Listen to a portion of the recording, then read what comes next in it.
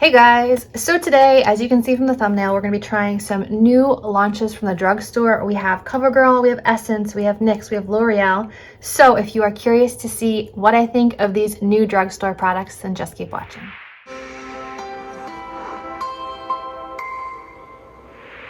I already have my eye makeup done and my foundation done. I went ahead and applied a little bit of the Estee Lauder Futurist Hydra Rescue Moisturizing Makeup. I like this one. I know how it wears, so I will know what I think of the products that sit on top of it. The first product we have to try is the L'Oreal Trumatch Eye Cream and a Concealer. It says it has 0.5% pure hyaluronic acid. The eye area looks fresher, less puffy in 1 week. So I guess you see results over time, but hopefully it's also a good concealer. It says 24-hour hydration, all skin types, paraben-free, lightweight, and blendable, and does not clog pores. It says shake before using. I got the shade N1-2 Fair. Might be too fair for me, but we will see. And I feel like this is one of those brands that's also getting up there in price. It's no longer like drugstore prices. I feel like this was like $14 for a little concealer. Okay, it's a little squeezy tube. This is the shade right here. It's not actually as pale as I was expecting, so that's good. I'm just gonna pat it in with my ring finger.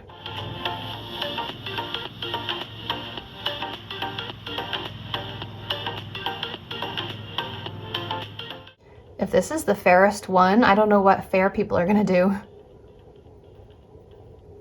Definitely has the consistency of an eye cream. It's like slippery and almost like gel-like. It feels very wet. Provided some coverage, but not a whole lot, but it does say it's buildable. So let's try another layer.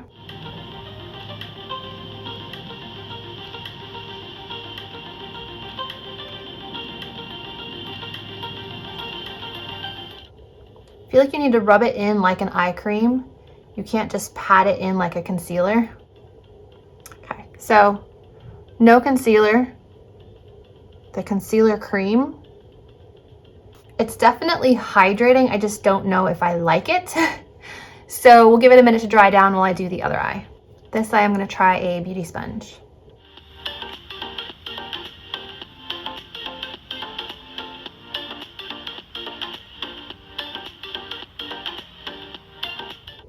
It applies really easily with a sponge, so that might be the way to go in the future. It soaks up any excess moisture and spreads out the product pretty well. Now it says it's for hyaluronic acid, so I'm assuming this is meant for under eyes and plumping, but I also need a concealer for my chin area, so I'm going to try it there as well.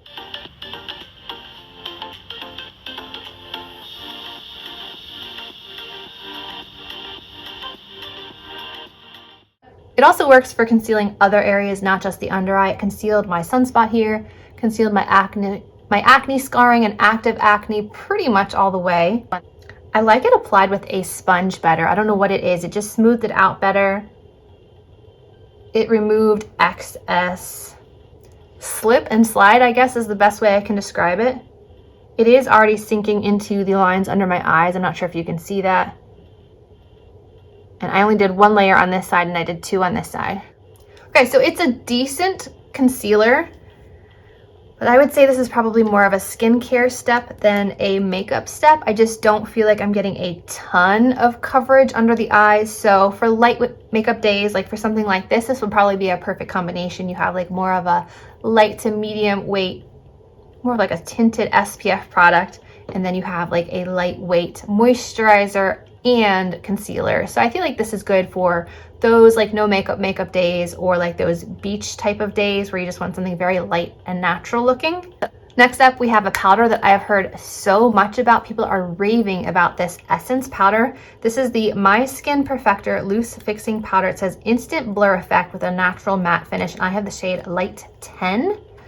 Now I normally love the Milk Makeup Blur and Set powder, so I'm hoping that this one is a dupe because it's much, much cheaper. But it looks peach. Right off the bat, it looks much peachier than I generally go for.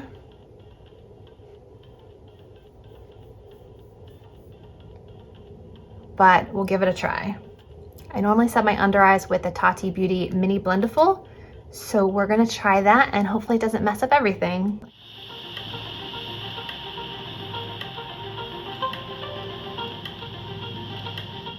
Okay, it did blur and fill in the pores. My skin does look nice and smooth. The under eyes though, I feel like it darkened the concealer a bit. So I'm not sure I would wear that for an under eye powder, but on the face it does look really nice. I would probably go one shade lighter if they even have one. This is shade 10 light. So I'm not sure if they have a shade fair, but I do like the formula of it. It is very soft and silky. So I like the silkiness of this. I like that it fills in the pores. It's just not the right color for me. So I'm hoping they have another shade because I like the formula. Next up, we have newer blushes from Covergirl. These are the Trublend So Flushed blushes. I believe I tried the bronzer in this line and I really love it. It's a sheeny, nice golden brown bronzer. It's really beautiful. So it looks like we have a like pink that might have like a gold shift to it, very slight. This one is in Love Me. And then we have a more, I would say like mauve shade. This one is called Sweet Seduction. So we will swatch them both and pick one. So first we have the like pinky golden one. It's like a Barbie pink with a hint of a gold sheen to it. Right here. An ever so subtle gold sheen to it. And then we have Sweet Seduction, which also has like a bit of a sheen to it. This one's just a bit deeper, a bit more berry toned.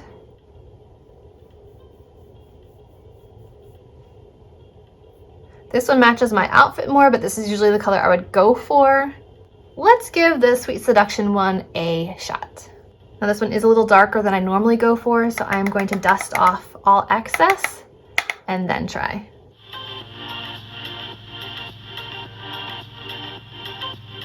One dip is really all you need for that much color. It's a little too berry for this look, but it's a nice tone. I feel like brunettes would probably love this shade. Blondes would probably go more for the light pinky one. So I'm gonna try the pink one on the other side because I do think that this one's a little too berry tone for me. Here's the lighter one.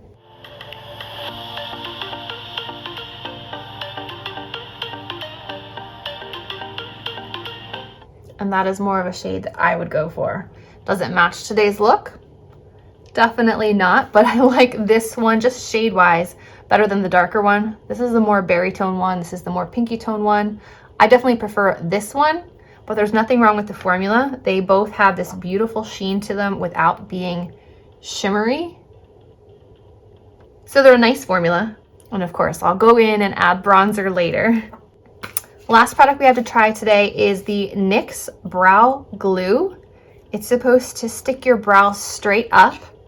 Now I tried a TikTok hack recently and I'm not sure if it's up or not, using like an edge gel or an ultra hold gel, like hair gel, to try this effect. But this would be a lot more convenient if this works. Now my brow hairs are naturally like blonde, so it's very hard to see them. So I'm gonna go ahead and run a tinted brow gel through them just so that they have a little bit of color to them so you can see what I'm doing. Now the claims on this are instant brow styler, non-sticky, transparent, precise spoolie for easy application. Okay, so it literally looks like a little tube of like lash glue or craft glue. So let me zoom you in so you can actually see what my brow hairs are doing. I don't know about this, guys.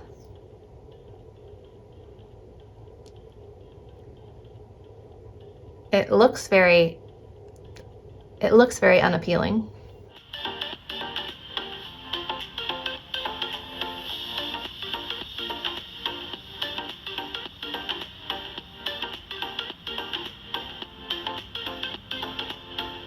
If it can keep the tail of my brow slicked down, I will be impressed because these always pop back up during the day. All right, so here is before the brow glue. Here is after. I mean, I do like the result. It's definitely fluffy. All right, so it is working. It is standing the brow hairs in the front up, nice and natural looking. I think that works well with applying the brow gel, the tinted brow gel first for me, because if I go and try to fill it in with like a pencil afterwards, it just gets stuck to the gel in the brows. So far, I like this. I'm gonna give it a minute to dry down and see if it truly is non-sticky. Okay, it's been about 3 minutes. They still are a little sticky, but the edges are already drying down. So I have a feeling that these will also dry. Yeah, this is not sticky at all. I'm touching it. Nothing's coming off on my fingers. It feels like it's in place. So if this can hold all day like this, I will definitely continue to use this because I really like this natural brow look. I also don't need to use as many products to get this effect, so I like this. So all in all, I would say today's first impressions video was a success. I like that this has skincare in it, plus a little bit of concealing for those light makeup days. My under eyes feel smooth, but they're not super concealed. I mean, you can still kind of see the blue bags coming through. But like I said, for those natural makeup days, this would be really nice because it's 2-in-1. The blushes, while they're not my favorite shades ever for my skin tone, I do like the formula. They do have a deeper red one as well, which would be great for deeper skin tones. I knew I already liked the bronzer from this Trublend So Flushed line. So good formula. I just wish they came out with more of like a peachy nude shade in the collection. The Essence powder is nice and smooth. Again, not exactly the right shade for me, but I like the formula. I like the packaging, and I definitely like the price tag. And finally, the NYX Brow Glue. I think I'm going to be using a lot of this in the near future. It was very easy. They're dry now, not sticky. They are transparent, like doesn't leave any color on the brows. You can't even see that you have it. So this actually does a better job than the Edge Gel I tried the other day. That one still stays a little goopy looking. So I definitely prefer this over an Edge Gel meant for the hair. So all in all, it was a successful first impressions video. I hope you guys enjoyed seeing me try what was new at the drugstore. Let me know down below if there's any products that you are curious about that you'd like me to try out. If you enjoyed this video, remember to give it a thumbs up, subscribe to my channel, and as always, I will see you in my next video. Bye guys.